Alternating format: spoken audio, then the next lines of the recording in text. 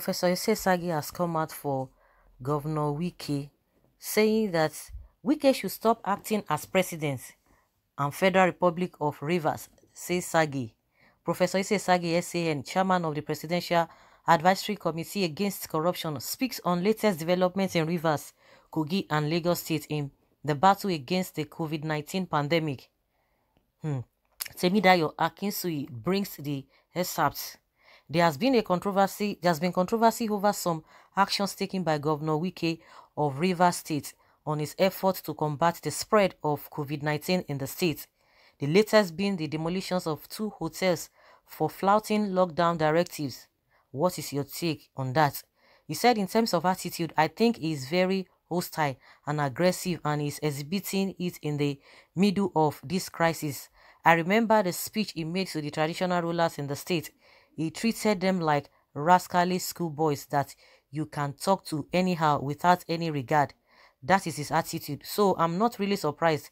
Now, on this issue, on coronavirus and his response to it, he has totally ignored the authority of the federal government. He is behaving as if it is the federal government is behaving as if the federal government has no authority in the state and that he is completely in charge.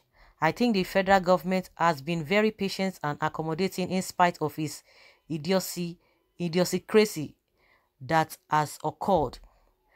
On the matter, when the federal government actually makes a pronouncement, no state authority can contravene it.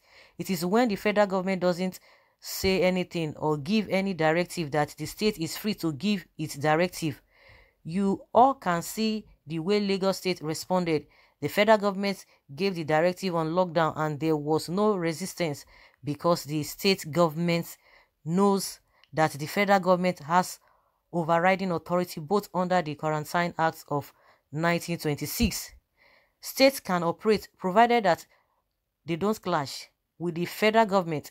When the federal government gives a directive along that issue, states can no longer do that because it is a constitutional matter. So the way WIKE has been carrying on as if there's a Republic of Rivers State of which is the president, he has done it so far and gotten away with it because the federal government is very accommodating. We have a president who is very gentle, who doesn't want to make trouble with anybody, but wants things to go on peacefully in the country. However, WIKE wakes up and keeps raising all forms of hostility against the federal government endlessly, and yet the federal government keeps on accommodating him. If the federal government decides to respond or take any action, it will be a one-sided affair, and the state will have nothing to say or do. You cannot compare the two in terms of law and in terms of force. They are not comparable. Anything the federal government wants to do in this particular issue, it will do it and nothing will happen. In any case, aside the Quarantine Act, even the Constitution has a provision that some aspects of human rights can be suspended to enable the federal government make law and take actions when there is a majority health crisis. WIKE should know that the final authority belongs to the federal government. Where the federal government gives any directive in that situation, the state government just have to comply. WIKE should try and calm down a little bit and not behave as if he's the head of a Republic of Rivers State, because there is no such thing. Governor Yaya Bello of Kogi State last week ordered the isolation of NCDC's official who came to ascertain the claim by the state to be COVID-19 free and they had to flee. Do you think the governor's action is justified? He said this is a clear act of illegality. It is a clear case of provoking a more powerful entity than you, and he got away with it. Even as a layman in medicine, nobody needs to tell me that Kogi State is probably full of COVID-19 infected people. From all that Yaya Bello is doing, he is covering up. It's as if there is a prize, he will win if he continues to say there is no single case of COVID-19 in the state. It is very childish and infertile act. Now, he's covering up, but what it means is that when the thing spreads and death toll continues to rise like the case of Kano, then he will be overwhelmed and nobody will tell him before he crossed back to the federal government. What he did was illegal. He has no power to send back the NCDC officials who are acting under federal authority in this matter in which there is federal supremacy. There is no question about that. If the federal government wants, it can send those NCDC officials back to Kogi State and with full security, and they will go in, do all the tests they want.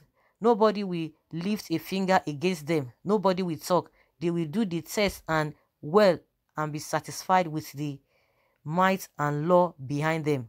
So Yaya Bello is just testing an authority that is far stronger than him, but he should thank God that we have an accommodating federal government. The NCDC officials know there are COVID-19 infected cases in the state, and the whole thing is just a cover-up. I suspect it is the same situation in Cross River, which is also claiming not to have a single case. If you look at Kogi State, it is as the center of Nigeria where everybody passes through.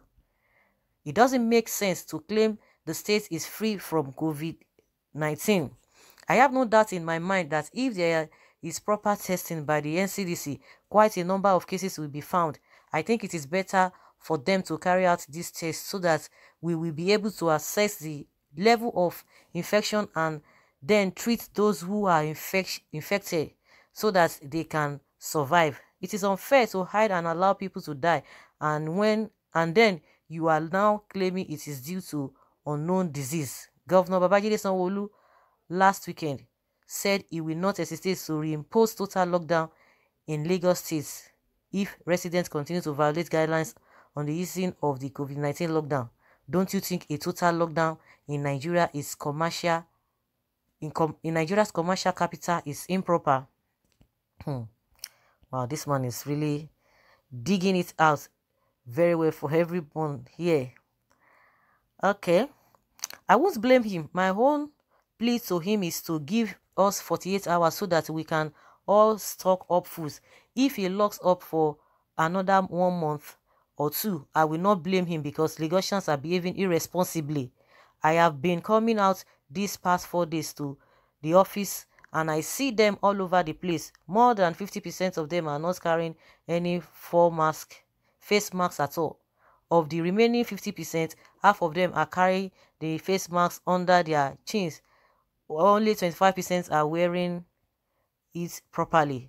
If you don't cover the mouth and nose, you defeat the purpose, because the idea is that those who are infected will be ejecting the virus from their mouths and nostrils on innocent people. So when others are protecting you by wearing this mask and you are not wearing, it means you are endangering them, because you are going to spread the disease and make the pandemic take a whole more time, kill a lot more people, and reduce our economic capacity simply because of indiscipline. So I won't blame the governor of threatening a total lockdown, but I would suggest that he should give an ultimatum that if he doesn't witness 90% compliance, he will close down the state for 1 month in the first instance, and he may extend it if after 1 month people are still not complying. Nobody will blame him for doing that. However, it is my view that Lagos state government is not making enough effort to enforce its own directive. It has been very laid back in that regard. Because of that, we now find that people refuse to wear face masks.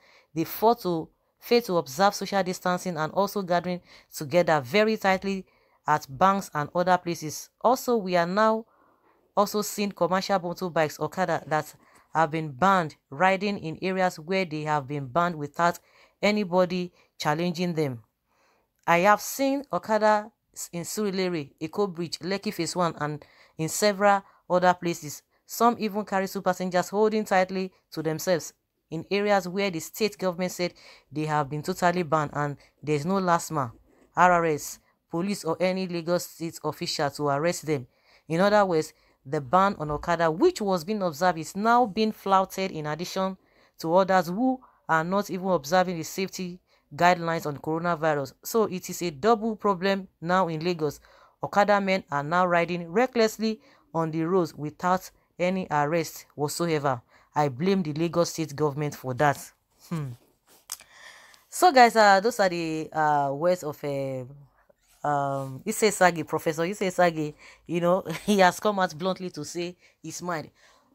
In another breath, we blame Wike, that Wike is too harsh. In another breath, Lagos State, oh, you are still blaming them that is too laid back. That is, the Lagosians are not disciplined. The one that is harsh, they say it's too harsh. The one that is still like, okay, let us see what will happen. You say it's too laid back. It's not doing anything. That you are blaming him for the irresponsibility of the people. So where do we stand? That is my question. You see, talk about the one that is trying to say, oh, I'm not going to be forming figures. I don't want to be creating figures. I don't know that it's still really suspecting all of them talking about this COVID-19, because the manner at which they are producing figures on this COVID-19 cases. I mean, the governor of Kogi State. So the whole thing is just it just somehow. But the two governors that we are really talking more on is Wike. Wike is too harsh. Lagos man is too weak. He's not doing what he needs to do. And now you see encouraging. SAGAY is encouraging 1 month. 1 month. What are they going to be eating 1 month? Even the first month, what did you say? And again, I always like to bring all these people back. Anything that is going to be favorable to the federal government, of course, is working directly with the president. So anything that is going to hurt the president, they don't want to talk about it. Most especially this issue of esme, that is even they even take people's life in an awkward manner. They don't talk anything about it. They don't say anything. They will just try to carefully not to talk anything about anything else. But that being said, let's hear what people are saying here concerning what SAGAY has said. Someone say Wike is the one of the governors I admire so much, day or night, very fearless, tactful, and proactive. He does not speak from both sides of his mouth. He takes decisive action whenever occasion demands. How I wish I have this type of governor in my state. Someone say, now your state, no be in be state. You better go talk to Erufai, not Wike. I'm not saying Wike should do anyhow. That's what somebody is saying. SAGAY, you are worse than Wike. You should have buried yourself in shame. Professor SAGAY is a disappointment to this nation. Another says, go and advise Buhari, not Wike. Please, a traitor as an instigator, a deceiver, a crude, educated, illiterate, no reasoning faculty. They are just blabbling, they are just abusing this is SAGAY here. They are blasting here. Backward bloody biter. What did you say when the demolition of at Kaduna take place? Wike is not joining you guys at Abuja to share looted, and you hate him. What you want is the crook governor who has sold their conscience for peanuts. Leave Wike alone. Is loved by his people. SAGAY, you are an enemy of progress. Abnormal elderly man. Who? Someone say Wike goofed. We expect him to make up to his people in respect of the demolition. Nevertheless, SAGAY, you cannot intimidate or threaten governors. You have problem with Kogi, Rivers, Cross River. It shows something is wrong with SAGAY. These governors are governors who were constitutionally elected into office, understand their responsibility and exercise it. We know that Bello has been lying on COVID-19 report, but why the NCDC refused to be isolated for 14 days? Another says demolition of an apartment is wrong. He would have turn the place to isolation center. That is you people's prerogative. I think he's the chief security officer of that state, so he has a right to do whatever he wants to do. People are not blaming the person that violated the order in the first place. Some say, how did this man obtain professorship? He talks carelessly. The worst aspect, he can't differentiate federal system from unitary system. Now, wow, for Nigeria. So guys, let us hear your opinion. Leave your comment below in the comment section and let's have your take on SAGAY's submission. Professor SAGAY. Thank you.